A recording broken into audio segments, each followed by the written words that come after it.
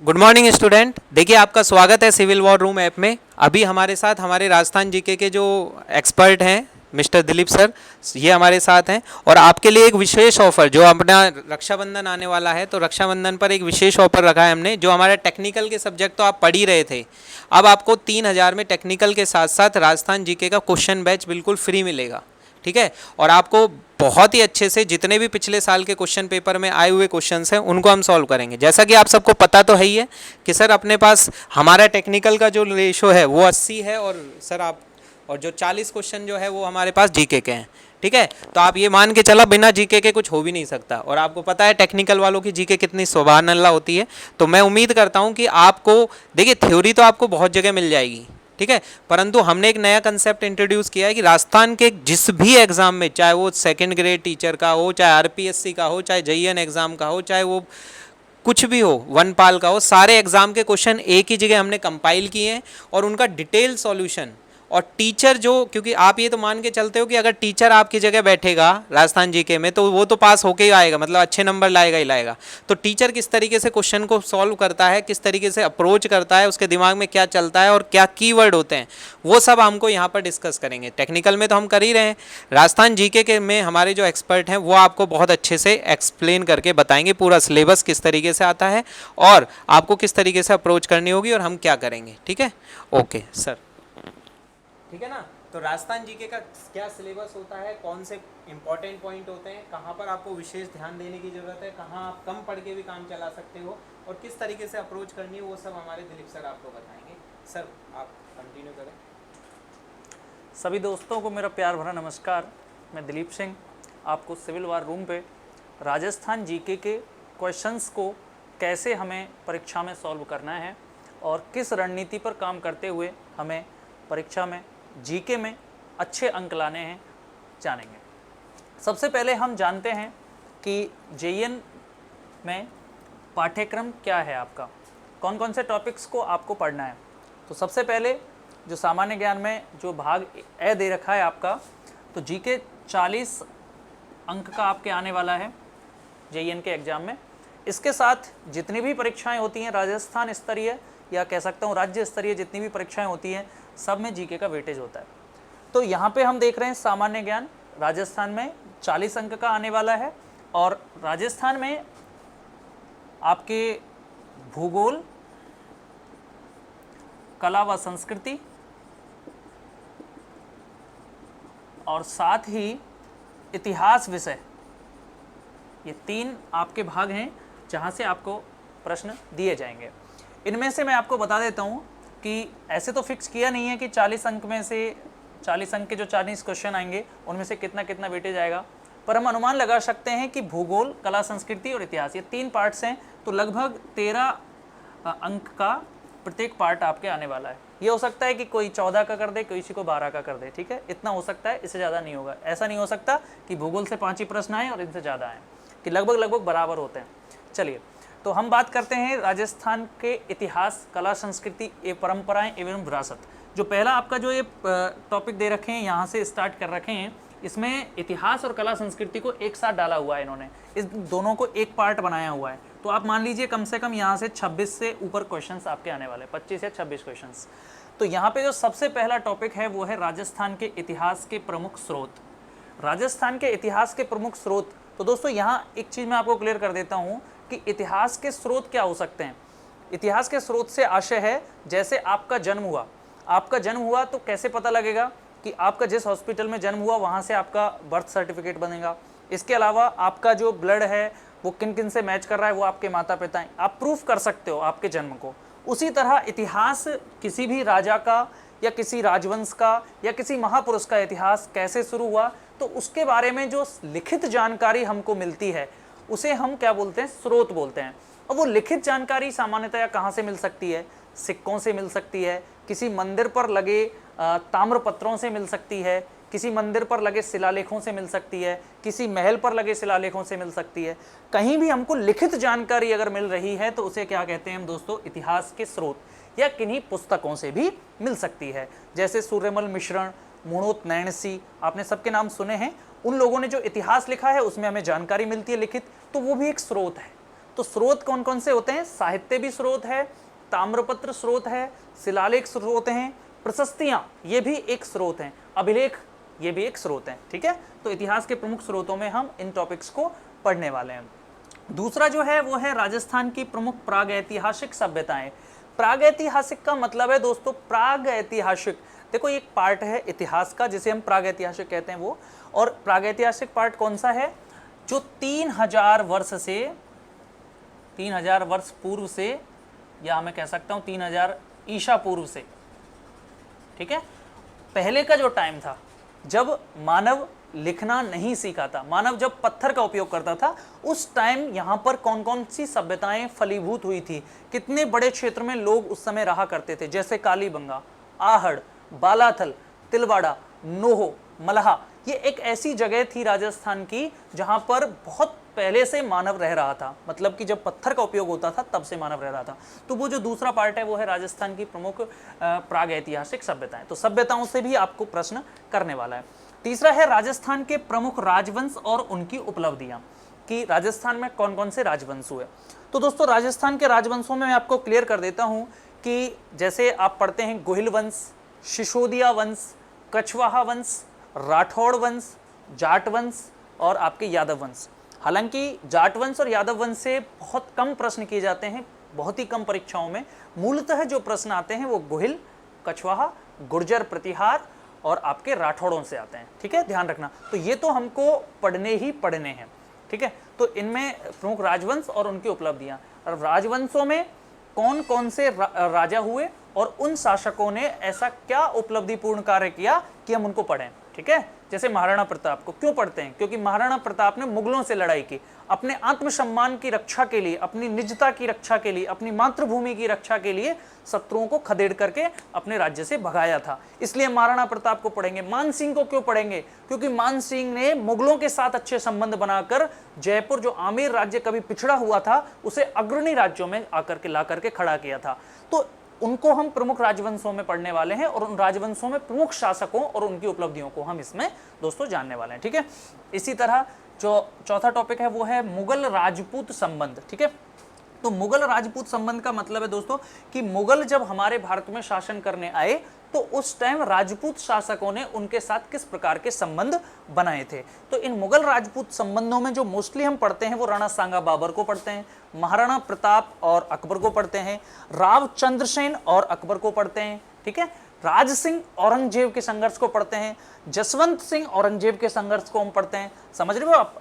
तो मुगल राजपूत संबंध में हम कुछ चुनिंदा शासकों को पढ़ने वाले हैं जिनके मुगलों के साथ संपर्क रहे थे, जो राजस्थान के थे, और उन्होंने या तो उनका प्रतिरोध किया था या उनको बहुत ज्यादा सपोर्ट किया था। जैसे राय सिंह, बीकानेर के राय सिंह ने बहुत ज्यादा सपोर्ट किया था मुगलों को, तो उनको भी हम इसमें पढ़ने वाले हैं। ठीक है, इसके बाद है स्थापत्य कला की प्रमुख विशेषताएं। तो दोस्तों स्थापत्य समझते हैं आप? स्थापत्य का मतलब होता है निर्माण कार्य, मंदिर, या मैं कह सकता हूँ मीनार, आप कह दो मस्जिद, आप कह दो महल, आप कह दो दुर्ग। ठीक है, इन सारे जो स्थापत्य, इन सारी चीज़ों को मिलके क्या बोलते हैं? स्थापत्य कला, इनके बनाने की कला को। तो उसकी क्या विशेषताएं हमारे राजस्थान में रही हैं, किस प्रकार के यहाँ पे महल मिलते हैं, किस प्रकार के किले यहाँ पे मिलते हैं, किस प्रकार के मंदिर यहाँ पे मिलते हैं, तो वो यहाँ से आपको पांचवा टॉपिक जो है वहाँ से प्रश्न इस तरह से आएंगे। किस तरह आएंगे वो हम आगे हम जानने वाले हैं। तो महत्वपूर्ण किले, स्थापत्य कला की विशेषताएं हमने यहाँ पढ़ी, तो उसके बाद स्थापत्य कला में क्या क्या पढ़ना है? हमें महत्वपूर्ण किले पढ़ने हैं, महत्वपूर्ण स्मारक पढ़ने हैं और महत्वपूर्ण संरचनाएं। संरचनाएं गुंबद भी हो सकती है, ठीक है, आपके जैसे विजय स्तंभ बना हुआ है, एक अलग संरचना है, उस तरह का मॉडल हमारे पूरे इंडिया में है ही नहीं कोई। ठीक है, तो इस तरह की चीजें जो हैं वो आपके यहाँ पे आने वाली हैं। साथ में राजस्थान के धार्मिक आंदोलन। ठीक है, तो धार्मिक आंदोलन क्या होते हैं आपको सब जानते हो। धार्मिक आंदोलन से तात्पर्य है कि किसी धर्म की या किसी विचारधारा की स्थापना के लिए कोई महापुरुष अपने ज्ञान को समझाने के लिए पग पग पर घूमे और घूमने के बाद जनता को समझाए और फिर जनता उनके कह सकते हैं अनुयायी बन जाए। जब जनता उनकी अनुयायी बन जाएगी तो ऐसी स्थिति में वो धार्मिक आंदोलन सफल हो जाता है। ठीक है, तो उन धार्मिक आंदोलनों को पढ़ने वाले हैं, जैसे संत जाम, इसमें हम बहुत सारे संतों को पढ़ने वाले हैं। इसमें हम जैसे विष्णु को पूजने वाले लोगों को पढ़ने वाले, वैष्णव, शैव, शाक्त। वैष्णव में हम पढ़ने वाले हैं कृष्ण और राम के लिए रामानुज, रामावत, ठीक है, और रामानंदी, ये संप्रदाय हम आपको पढ़ने वाले हैं। और जो वैष्णव में दूसरा कृष्ण की जो पूजा करते हैं उनमें वल्लभ संप्रदाय, गौड़ीय संप्रदाय, निम्बार्क संप्रदाय, इनको हम पढ़ने वाले हैं। ठीक है, इसके अलावा प्रमुख संत और जो है संतों को भी पढ़ने वाले हैं। जैसे हमारे राजस्थान में प्रमुख संत हुए, जैसे धन्ना जी कह दें, हम पीपा जी कह दें, दादू दयाल जी, मीराबाई, तो इन लोगों को भी हम इसमें पढ़ने वाले हैं। साथ में राजस्थान के लोक देवी देवताएं। लोक देवी देवता कौन है? ऐसे लोग जिन्होंने किसी सामाजिक मूल्य की स्थापना के लिए अपनी जिंदगी, या मैं कह सकता हूं अपना जो जीवन है उसको न्योछावर कर दिया, उसको त्याग दिया। ठीक है, या तो गायों की रक्षा के लिए, या किसी समाज की में कोई ऐसा मूल्य स्थापित करने के लिए जिससे कि पीढ़ियां उसको फॉलो करें। ठीक है, तो उन्हें हम किस रूप में पढ़ेंगे? लोक देवी देवताओं के रूप में पढ़ेंगे। बहुत सारे लोक देवी देवता, आज हम सबसे पहले इसी टॉपिक को कराएंगे। चलो अभी हम जान लेते हैं। फिर है राजस्थान की प्रमुख चित्रकलाएं, शैलियां और हस्तशिल्प। ठीक है, तो राजस्थान की प्रमुख चित्रकलाएं, चित्रकला हमारे यहाँ तो थी नहीं, साउथ इंडिया से आई। ठीक है, साउथ इंडिया से जब उत्तर भारत में आई तो राजस्थान में आई, क्योंकि राजस्थान में छोटे छोटे राजपूत शासक थे, बाकी जगह मुस्लिमों का कह सकते हैं आधिपत्य हो गया था। और फिर उन्होंने कौन कौन सी शैलियों को विकसित किया? उनकी अपनी एक विशेषता थी कि किसी शैली में किसी स्त्री का या पुरुष का, या फिर मैं कह सकता हूँ बैकग्राउंड जिसको हम कह सकते हैं, तो बैकग्राउंड में भी अंतर होते थे। किसी की में पीछे की साइड आपको हरा भरा आसमान दिखाया था, तो किसी में आपको थार का रेगिस्तान दिखा दिया, यानी कि किसी में चील कौवे उड़ते हुए दिखाए तो कहीं पे आपको हंस दिखा दिए गए। ठीक है, तो वो एक शैलियाँ हैं। ठीक है, कि उनमें जो अंतर मिला उसे हम शैलियों के आधार पर डिवाइड करते हैं। इसके साथ ही हस्तशिल्प। हस्तशिल्प आप जानते हैं दोस्तों, हस्तशिल्प क्या होता है? हस्तशिल्प का मतलब है हाथ से की गई शिल्पकारी। ठीक है, हाथ से की गई कला। तो ये अपने आप में अलग अलग है। हर जगह पूरे राजस्थान हस्तशिल्प के लिए जाना जाता है, और राजस्थान में बहुत सारे स्थानों पर अलग अलग प्रकार के हस्तशिल्प मिलते हैं। जैसे जोधपुर बादले के लिए फेमस है, तो हमारा जो अलवर है वो किसके लिए फेमस है?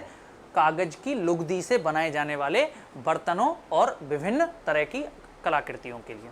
ठीक है दोस्तों, चलिए इसके बाद नेक्स्ट है 9वें नंबर पे राजस्थानी भाषा। ठीक है, राजस्थानी भाषा, साहित्य, कृतियाँ और क्षेत्रीय बोलियाँ। ठीक है, तो राजस्थानी भाषा जो है ये किस प्रकार से राजस्थानी भाषा का विकास हुआ, और राजस्थानी भाषा में साहित्य जो है कितना लिखा गया, और कौन कौन से कवियों ने इसमें योगदान दिया, इसको हम राजस्थानी साहित्य में पढ़ते हैं। इसके अलावा प्रमुख कृतियाँ कि राजस्थानी भाषा में लिखी हुई प्रमुख पुस्तकें और जो कवि हैं, या मैं कह सकता हूँ साहित्यकारों ने जो रचनाएं अपनी लिखी हैं, उसको हमें इसमें पढ़ना है। क्षेत्रीय बोलियाँ, यानी कि राजस्थानी भाषा को कौन कौन सी बोलियों से मिलाकर माना जाता है। जैसे राजस्थानी भाषा में कौन कौन सी आती हैं? गोड़वाड़ी, देवड़ावाटी, थली, ठटकी, खैराड़ी, आपके ढूंढाड़ी, मेवाती, ये सारी जो भाषाएं हैं उनसे मिलकर के वो सारी क्षेत्रीय बोलियां हैं। मतलब उसके मैं कह सकता हूँ मारवाड़ी, मेवाड़ी, वागड़ी, मालवी, मालवी तो इसमें फिर भी राजस्थानी से थोड़ा सा अलग हो जाता है मालवा का, पर मालवी का भी कुछ पार्ट हमारे राजस्थान में बोला जाता है। ठीक है, ध्यान रखना।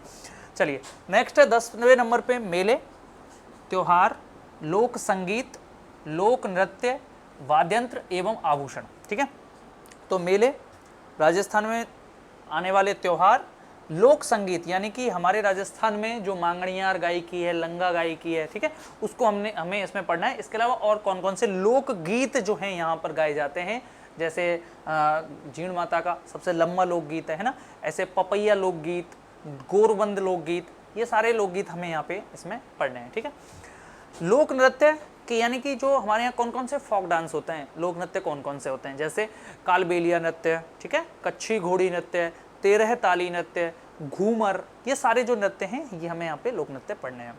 इसके साथ ही वाद्यंत्र, वाद्यंत्र दोस्तों कि कौन कौन से वाद्यंत्र, किस किस तरह के हम वाद्यंत्रों को पढ़ते हैं, जैसे तत्वाद्यंत्र, सुशिर वाद्यंत्र, घन वाद्यंत्र, फिर तत्वाद्यंत्र में भी हमें तत्वाद्यंत्र कौन कौन से होते हैं, उस तरह की चीज़ें। ठीक है, इसके अलावा आभूषण, तो आभूषणों में पुरुषों के और महिलाओं के दोनों ही प्रकार के हमें आभूषण इसमें पढ़ने हैं।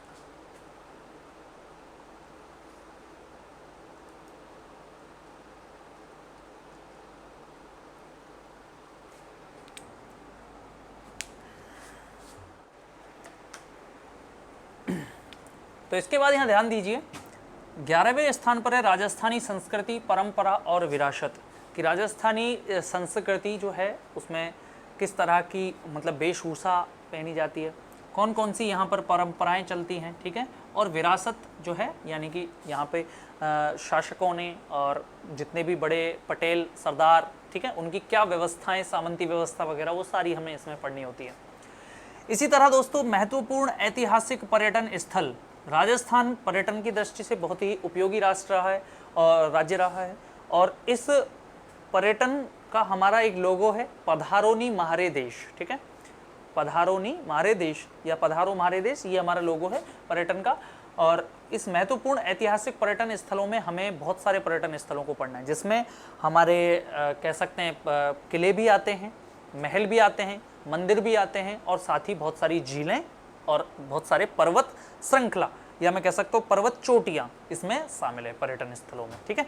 माउंट आबू जैसे एक पर्यटन स्थल है, ठीक है, रणकपुर एक पर्यटन स्थल है, चित्तौड़गढ़ एक पर्यटन स्थल है, ठीक है, समझ रहे ना आप, मेहरानगढ़ पर्यटन स्थल है। इसी तरह दोस्तों राजस्थान के प्रमुख व्यक्तित्व, तो दोस्तों व्यक्तित्व में आप कौन लोग पढ़ते हैं, व्यक्तित्व में उन लोगों को पढ़ते हैं जिन्होंने स्वतंत्रता के लिए लड़ाई लड़ी या लोगों की जन भावनाओं को आहत करने के बाद सरकार के विरुद्ध लड़ाई लड़ी, उन लोगों को हम प्रमुख व्यक्तित्व में पढ़ते हैं, चाहे वह शासक वर्ग भी हो सकता है और चाहे वह आम व्यक्ति भी हो सकता है, ठीक है। उनको प्रमुख व्यक्तित्व के रूप में पढ़ते हैं, जिनमें हमें महिलाओं को भी पढ़ना है, लेकिन महिलाओं को यहाँ पे अलग से टॉपिक दे रखा है कि महिलाओं के विशेष संबंध में राजस्थान का राजनीतिक जनजागरण एवं विकास, ठीक है। तो महिलाएं भी पढ़नी है इसमें और पुरुष भी पढ़ने हैं, लेकिन महिलाओं का अलग टॉपिक हो गया तो हमें कोई दिक्कत नहीं है, दोनों को ही पढ़ना है। इसके साथ ही राजस्थान की रियासतें एवं उनकी ब्रिटिश संधियां और 1857 का जन आंदोलन, ये 1857 का जन आंदोलन यानी कि 1857 की क्रांति हमें पढ़नी है। राजस्थान की रियासतें यानी कि राजस्थान में कौन कौन सी रियासतें हुआ करती थी और राजस्थान की रियासतों ने किस प्रकार से अपना कह सकते हैं कि संगठन बनाए रखा, किस प्रकार से अपना वर्चस्व स्थापित किया, और उन्होंने अंग्रेजों से किस प्रकार से सहायक संधि की, ठीक है, और उस सहायक संधि के बाद क्यों 1857 की क्रांति हुई, ये सारी चीज़ें भी हमें इस सिलेबस के अंदर पढ़नी है।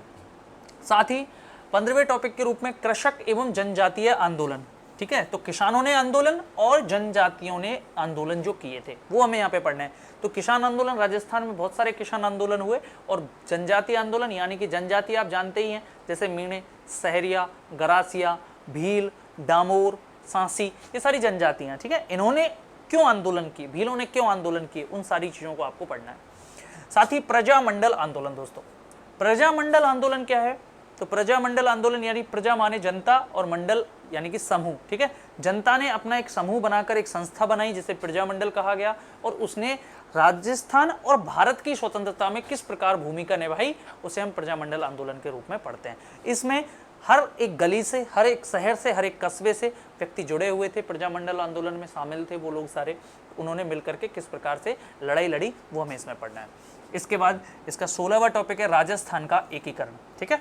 जब राजस्थान कह सकता हूँ भारत स्वतंत्र हो गया, और भारत के स्वतंत्र होने के बाद जो हमारे यहाँ की 19 रियासतें, 3 चीफशिप और 1 जो केंद्र शासित प्रदेश था, उन सारे चीज़ों को मिलाकर एक राजस्थान या कह सकता हूँ एकीकृत या वृहत राजस्थान किस प्रकार से बना, वो पूरा 7 चरणों वाला पैटर्न हमें यहाँ पर जानना है, राजस्थान का एकीकरण। क्लियर है दोस्तों, तो ये तो अपने हिस्ट्री और कल्चर के टॉपिक हो जाते हैं। अब जो टॉपिक आने वाले हैं दोस्तों, वो आने वाले हैं राजस्थान के भूगोल के, ठीक है। तो इसके बाद हम पढ़ेंगे राजस्थान के भूगोल के टॉपिक्स को, ठीक है। अब दोस्तों यहाँ पे एक सबसे बड़ी बात आती है, आप लोगों के मन में भी ये चल रहा होगा कि सर हमें ये सिलेबस इतना इस तरह से क्यों बता रहे हैं, ठीक है। तो ये चीज़ मैं आपको क्लियर कर देता हूँ दोस्तों। अब्राहम लिंकन से एक बात कही गई थी, अब्राहम लिंकन, या मैं कह सकता हूँ अब्राहम लिंकन ने ये कहा था, अब्राहम लिंकन ने कहा था कि यदि मुझे 5 घंटे का टाइम दिया जाए किसी पेड़ को काटने के लिए, तो उसमें से मैं 3 घंटे अपनी कुल्हाड़ी पैनी करूंगा, और केवल पेड़ को कितने घंटे काटूंगा दोस्तों, 2 घंटे। समझ पा रहे हो आप यहाँ? आशय है कि आपको यदि पढ़ाई के लिए 3 महीने का समय मिला है, उस 3 महीने में से आपको कम से कम 10 से 15 दिन अपने सिलेबस के टॉपिक्स को समझने के लिए लगाने पड़ेंगे, क्योंकि जब तक आपको इन सिलेबस के टॉपिकों को एक एक करके नहीं जान पाओगे आप लोग, तो आप अनावश्यक चीज़ों को ज़्यादा पढ़ोगे। तो मैं इसीलिए इसको आपको खोल खोल के एक एक चीज़ समझा रहा हूँ कि क्यों आपको इसमें राजस्थान की रियासतों में क्या पढ़ना है, ब्रिटिश संधियों में क्या पढ़ना है, एकीकरण में क्या पढ़ना है। तो जो मैं आपको ये चीजें बता रहा हूँ, पर्यटन में आपको क्या पढ़ना है, सारा बता रहा हूँ। उसका क्या तात्पर्य है? उसका तात्पर्य यही है कि पहले आप अपनी कुल्हाड़ी तो पे नहीं करो, आपको पता तो लगे कि हमें हमारे परीक्षाओं में आने क्या वाला है, ठीक है। उसके बाद हमें क्या करना है, उसकी पढ़ाई करना स्टार्ट कर देना है, ठीक है। स्टडी तो आप कर ही लोगे आराम से, ठीक है। चलिए, तो ये यहाँ पे हमारे हिस्ट्री और कल्चर के टॉपिक्स हो चुके हैं। अब राजस्थान के ज्योग्राफी के टॉपिक्स जो हैं उनको हम जानते हैं, कौन कौन से टॉपिक हैं। चलिए दोस्तों, तो अब बात करते हैं राजस्थान के भूगोल की, ठीक है। राजस्थान के भूगोल में जो सबसे पहला टॉपिक है वो है राजस्थान की स्थिति व विस्तार, ठीक है। राजस्थान कहाँ से कहाँ तक फैला हुआ है सब जानते हैं। 23 डिग्री 3 मिनट से 30 डिग्री 12 मिनट तक फैला हुआ है। पश्चिम में 69 डिग्री 30 मिनट से 78 डिग्री 17 मिनट तक फैला हुआ है, ठीक है। उसमें कौन कौन से राज्य आते हैं, कितने बड़े क्षेत्र में आते हैं, सीमाओं पर कौन सा राज्य हमारे सीमा लगाता है, कौन सा देश हमसे सीमा लगाता है, कितने किलोमीटर्स लगाता है, वो सारा हमें यहाँ पे स्थिति विस्तार के अंदर पढ़ना है, ठीक है, ध्यान रखना। इसके बाद दूसरा जो टॉप पॉइंट है वो है मुख्य भौतिक विभाग, ठीक है।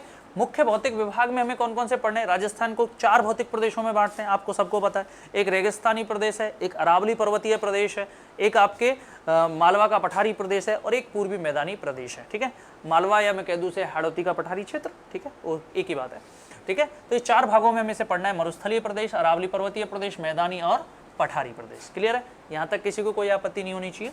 अपवाह तंत्र तीसरा टॉपिक है, और अपवाह तंत्र में हमें नदी, झील, तालाब या मैं कह दूं सरोवर, ठीक है, इनको हमें पढ़ना है। समुद्र तो हमारे यहाँ है नहीं, ठीक है। तो अपवाह तंत्र नदी, झील, तालाब और सरोवर को हमें इसमें पढ़ना है अपवाह तंत्र में।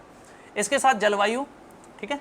जलवायु आप लोग जानते हैं, देखो मौसम क्या होता है कि आज मौसम कैसा हो रहा है, आज मौसम सुहाना हो रहा है, यानी कि बादल हो रहे हैं, ठीक है, ठंडी ठंडी हवा चल रही है मौसम। थोड़ी देर बाद क्या होता है, अंधड़ आ जाता है, तेज वाला अंधड़, ठीक है। अंधड़ आने के बाद क्या होता है, मौसम पूरा परिवर्तित, आकाश में रेत ही रेत दिख रहा है, ठीक है। हो सकता है बादल बारिश भी कर दें, हो सकता है, तो चेंज हो सकता है। या ऐसा हो सकता है थोड़ी देर बाद इतनी ज़्यादा धूप निकले कि बहुत ज़्यादा गर्मी हो जाए, यानी कि मौसम का मिजाज बदलता रहता है। क्लियर। अच्छा, अब दूसरी बात होती है जलवायु। क्या होता है कि किसी क्षेत्र का 30 से 50 वर्ष तक का लगातार मौसम का अध्ययन किया जाए। जैसे हमारे राजस्थान का, आपने जब से जन्म लिया है आप राजस्थान को देख रहे हैं, हमारे यहाँ लगभग 30 से 50 डिग्री तक टेम्परेचर इसके आसपास रहता है, ठीक है। गर्मियों में जब ज़्यादा गर्मी होती है तो 45 से ऊपर कूद जाता है, 50 तक भी कई बार पहुंच जाता है, ठीक है, 48-49 तक पहुंचता रहता है। और जब सर्दियां होती हैं तो सर्दियों में हमारे यहाँ टेम्परेचर 0 डिग्री भी पहुंच जाता है कई जगहों पर, ठीक है। तो हमें यहाँ का जलवायु का पता है, लेकिन फिर भी यहाँ की अगर हम जलवायु को देखें तो लगभग गर्मी ही होती है। सर्दियों के दिनों में भी 1 बजे या 12 बजे के आसपास हमें गर्मी भी महसूस होने लग जाती है, ठीक है। तो जो जलवायु है हमारे यहाँ की, या मैं कह सकता हूँ किसी भी क्षेत्र की जो जलवायु होती है, वो 30 से 40 वर्ष या 50 वर्ष तक का जो अध्ययन होता है उसका रेगुलर मौसम का, उसे मिलकर के जलवायु कहा जाता है, ठीक है। तो वो हमें यहाँ पे पढ़ना होता है। इसके अलावा मृदा, कि राजस्थान में मिट्टी किस प्रकार की मिलती है, ठीक है। तो मैंने देखो एक यहाँ चीज़ देखो आप कि यहाँ के भौतिक प्रदेश अलग अलग हैं, कहीं मरुस्थल है, कहीं पहाड़ हैं, ठीक है, कहीं मैदान हैं और कहीं पे पठार हैं। तो यहाँ पे मिट्टी में भी क्या मिलेगी, बहुत ज़्यादा विविधता। यहाँ पे 10 प्रकार की मिट्टी मिलेगी, ठीक है। अमरीकी वैज्ञानिकों के आधार पर 5 प्रकार की मिट्टी मिलेगी, और वैसे हम सामान्य तरह भारतीय जो है विभागों के आधार पर देखें तो 10 प्रकार की मिट्टी राजस्थान में पाई जाती है, ठीक है।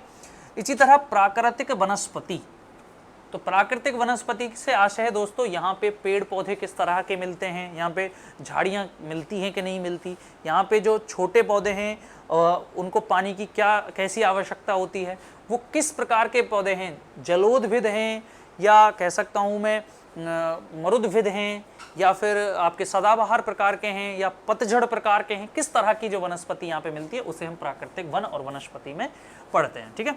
इसके बाद जो 7वां टॉपिक है वो है वन एवं वन्य जीव संरक्षण। तो दोस्तों वन एवं वन्य जीव जो संरक्षण है, इसमें हमें क्या पढ़ना है, राजस्थान में पाए जाने वाले अभयारण्य पढ़ने हैं, राजस्थान में मिलने वाले राष्ट्रीय उद्यान पढ़ने हैं, राजस्थान में मिलने वाले संरक्षित क्षेत्र कंजर्वेशन रिजर्व हमें पढ़ने हैं, राजस्थान के जैविक उद्यानों को हमें इसमें पढ़ना है, राजस्थान के जंतुआलयों को हमें इसमें पढ़ना है, ठीक है। जंतुआलय समझते हो ना, तो वो भी हमें इसमें पढ़ना है, ठीक है, किसमें, वन एवं वन्य जीव संरक्षण में। इसके अलावा 8वां जो टॉपिक है वो है पर्यावरणीय एवं पारिस्थितिकीय मुद्दे, कि पर्यावरण के और पारिस्थितिकी के मुद्दे जो है हमें इसमें जानने हैं। इसके अलावा 9वें टॉपिक को हमें पढ़ना है मरुस्थलीकरण, कि जो राजस्थान में जो मरुस्थलीकरण है वो लगातार मरुस्थल प्रसार कर रहा है, वो क्यों प्रसार कर रहा है, उसे कैसे रोका जा सकता है, ठीक है। और जो मरुस्थल है वो कितने क्षेत्र में फैला हुआ है, कितने हेक्टेयर में फैला हुआ है, इसके लिए कौन कौन सी योजनाएं बनाई गई हैं, कौन कौन से संस्थान बनाए गए हैं, वो सारा हमें इसमें जानना है दोस्तों।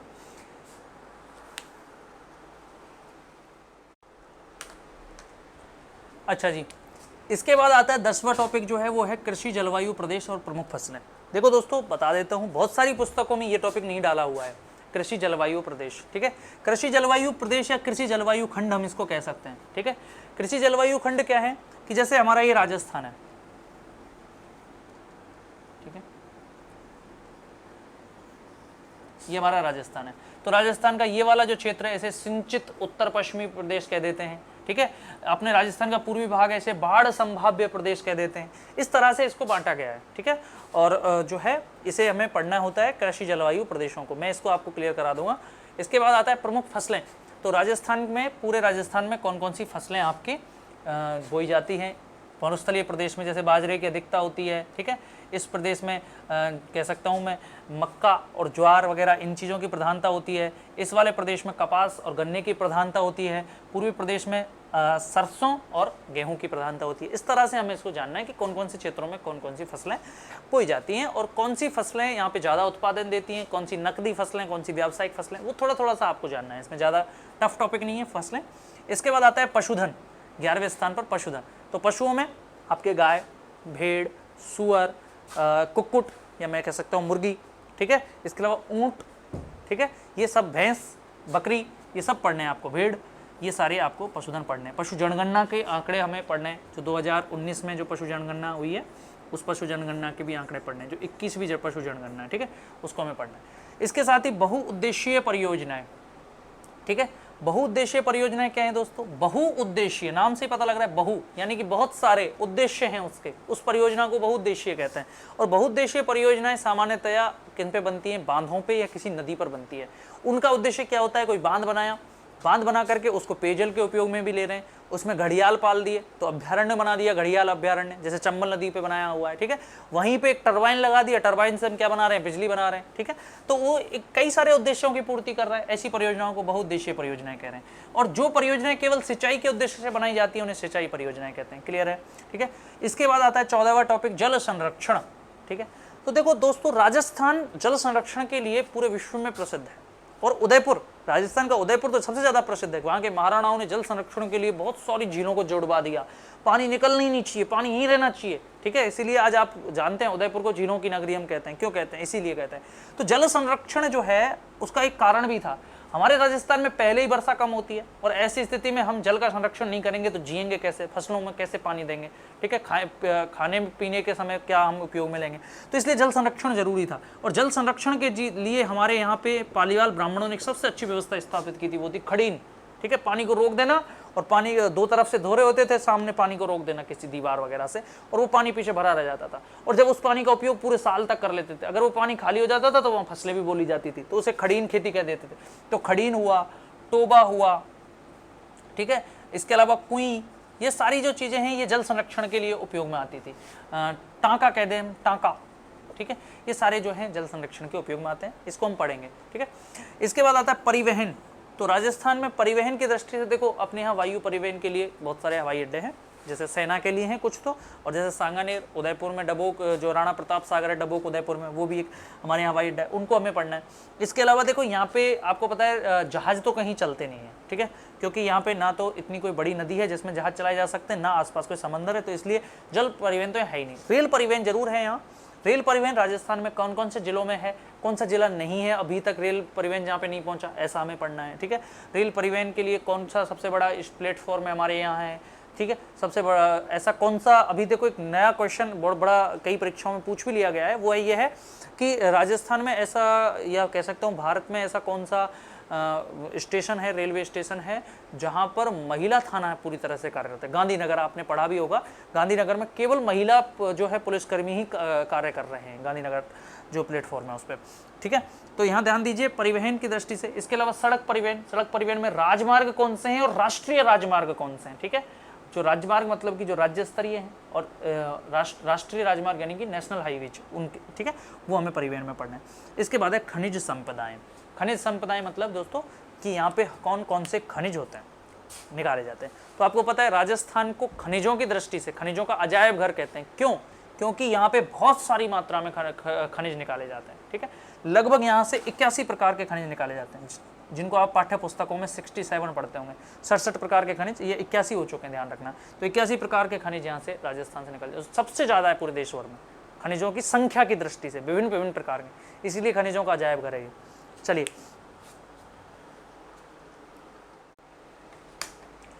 तो ये तो हुई हमारी सिलेबस की बात। हमने जाना कि JEN की परीक्षा में या और भी प्रतियोगी परीक्षाओं में लगभग सेम ही है। RSM SSB बोर्ड जो परीक्षाएं लेता है उनका सबका जीके का सिलेबस सेम है, ठीक है, कोई अंतर नहीं है। आप पटवारी की परीक्षा दो, ग्राम सेवक की परीक्षा दो, या RSM SSB बोर्ड के तहत होने वाली वुमन सुपरवाइजर दो, या कोई और परीक्षा दो, सबका सिलेबस सेम रहेगा, ठीक है, जीके का। तो चलिए, तो मैं यहाँ पे बताना चाह रहा हूँ कि ये जितने भी टॉपिक हमने पढ़े, इन टॉपिक्स को हम कवर करेंगे किस तरह से। देखो दोस्तों, आप सभी लोग हाँ, तो दोस्तों मैं आपको जो बताने जा रहा था वो ये बताना चाह रहा हूँ कि आप लोग लगातार बहुत लंबे समय से परीक्षाओं की तैयारी कर रहे होंगे। पहली परीक्षा, ऐसे बहुत कम बच्चे होंगे जो पहली परीक्षा दे रहे हैं, और इन परीक्षाओं में किस तरह से प्रश्न किए जाते हैं, उन प्रश्नों को किस तरह से हम हल करेंगे, इस कंसेप्ट पे हम पढ़ने वाले हैं। क्योंकि देखो, थ्योरी, कुछ बच्चे होते हैं थ्योरी रटते रहते हैं, 1 साल हो गई, 2 साल हो गई, थ्योरी रट रहे हैं, याद कुछ हो ही नहीं रहा। होता है ना सबके साथ ऐसा ही। क्या है कि दोस्तों, थ्योरी तो एक उस तरह की चीज़ है, जैसे आपको तैरना है, ठीक है, क्या करना है आपको? तैरना है। आपने स्विमिंग के बारे में अब तक केवल पढ़ा है, कैसे कि जब तैरते समय हाथों को पीछे की तरफ हिलाना चाहिए, पैरों को ऊपर की तरफ हिलाना चाहिए, ठीक है। लेकिन जब असलियत में आपको जब स्विमिंग पूल में या किसी भी पूल में डाल दिया जाता है, फेंक दिया जाता है आपको दोस्तों के द्वारा, तो आप तैर नहीं पाते हैं और कहते हैं बचाओ बचाओ, यही स्थिति होती है। तो दोस्तों, तैरना है तो तैरने की प्रैक्टिस करनी पड़ेगी, केवल पढ़ने से ही हम तैरना नहीं सीख पाएंगे। ऐसे ही जैसे चाहे हम क्रिकेट खेलते हैं, तो क्रिकेट खेलते हैं तो हमें क्या करना पड़ता है? क्रिकेट खेलना पड़ता है, हाथ में बल्ला लेना पड़ता है, बॉल हाथ में लेनी पड़ती है, तभी तो सीखते हैं। उससे पहले आपको किसी ने बताया कि इस तरह से फेंकना है, तो क्या फेंकना सीख जाओगे? नहीं। तो उसी तरह की चीज है, थ्योरी पढ़ लेने से आप प्रश्नों को हल नहीं कर पाएंगे। मैं आपको बता देता हूं, केवल 40%, 30 से 40% क्वेश्चन ऐसे होते हैं जो थ्योरी पढ़ने के बाद आप उनको सॉल्यूशन उनका कर देते हो। लेकिन ज्यादातर जो प्रश्न ऐसे होते हैं जो सीधे नहीं होते, उनके लिए आपको कंसेप्ट सीखना पड़ता है, उनको हल करने का एक तरीका सीखना पड़ता है। तो हम जिस पैटर्न पर चलने वाले हैं वो पैटर्न है क्विज 2020, ठीक है, कोविड-19 क्विज कह दो इसको आप, ठीक है। 2020 में हम इसको कराएंगे। इसमें क्या होगा, प्रत्येक टॉपिक लेंगे हम, जो आपके सिलेबस में जितने भी टॉपिक दिए हुए हैं उन टॉपिक्स को लेंगे, और उन टॉपिक्स से होने वाले जितने भी प्रश्न हैं उन प्रश्नों को मैं पूरी तरह से एक एक एंगल से समझा कर, यानी कि प्रश्न में जितने भी ऑप्शन होंगे, एक एक ऑप्शन को इस तरह से समझाऊंगा जैसे आपकी थ्योरी की ही क्लास चल रही है। यानी कि मैं सीधे, जैसे मान लो हमें पढ़ना है गोगा जी, तो मैं गोगा जी के बारे में कुछ नहीं बताऊंगा। जब गोगा जी का प्रश्न आएगा तो गोगा जी के प्रश्न आने पर मैं पूरा गोगा जी आपको क्लियर करवा दूंगा। इस पैटर्न पर हम पढ़ने वाले हैं, क्योंकि इससे क्या होगा, हम तैरना सीखेंगे, केवल पढ़ना नहीं सीखेंगे, कि हमें तैरने की प्रैक्टिस हो जाएगी, ठीक है। तो हम प्रैक्टिस किसकी करेंगे? बहुत ज्यादा मात्रा में क्वेश्चंस की प्रैक्टिस करेंगे, ठीक है दोस्तों।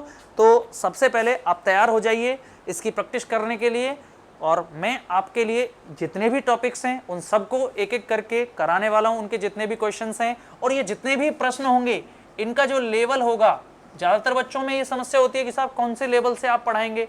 तो लेवल में कोई आपको एरा गहरा लेवल नहीं लूंगा, मैं आपको जो लेवल लूंगा वो लूंगा RSM SSB बोर्ड और RPSC, इन दोनों बोर्ड द्वारा अब तक कौन कौन सी परीक्षाएं ली गई हैं, उन परीक्षाओं में जीके के कौन कौन से सवाल आए हैं, और उन सवालों को आरपीएससी ने या आरएसएम-एसएसबी ने बच्चे को डाइवर्ट करने के लिए किस तरह से दिया है, क्या समस्या है उनमें और किस तरह से हमें हल करना है, उस पैटर्न पर दोस्तों हम चलने वाले हैं। ठीक है, आप सबको पता है कि आरपीएससी जो परीक्षा लेती है, आरएसएम-एसएसबी जो परीक्षा लेती है, उनमें से 30 से 35% प्रश्न रिवाइज होते रहते हैं। वो ज़्यादातर परीक्षाओं में आपको मिल ही जाते हैं कि वो किसी परीक्षा में आया है, फिर वो दूसरी परीक्षा में, क्योंकि प्रश्न तो सीमित हैं। ठीक है, कुछ एक प्रश्न ऐसे होते हैं, 10 से 15% प्रश्न ऐसे होते हैं जो हर परीक्षा में बिल्कुल नए आते हैं। ठीक है, या फिर वो जो बहुत ही कठिन कह सकते हैं, हार्ड लेवल के होते हैं। तो उन सबको हम जानेंगे कि किस तरह से परीक्षाओं में प्रश्न आते हैं और हमें किस तरह से उनको सॉल्व करना है। ठीक है दोस्तों, आज के लिए बस इतना ही। मिलते हैं अगली क्लास में। धन्यवाद दोस्तों, नमस्कार।